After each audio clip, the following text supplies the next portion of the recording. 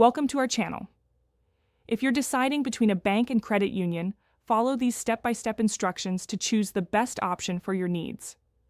Step 1. Understand the fundamental difference between the two institutions. Banks are for-profit companies owned by shareholders, while credit unions are nonprofit cooperatives owned by members. Step 2. Compare interest rates on savings accounts and loans. Credit unions typically offer higher savings rates and lower loan rates because they return profits to members. Step 3. Evaluate fees charged by both types of institutions.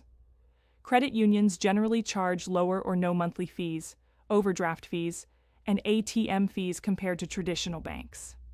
Step 4. Consider convenience and accessibility.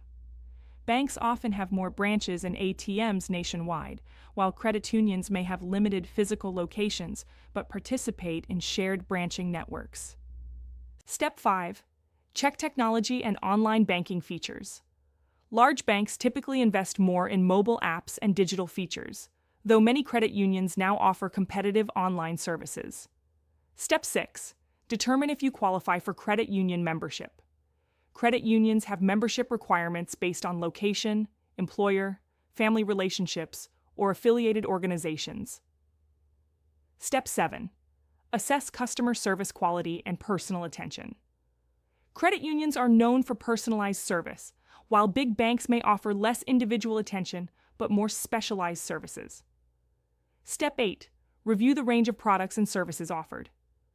Large banks typically provide more diverse financial products, while credit unions focus on core banking with competitive rates. Don't forget to like this video and subscribe to our channel.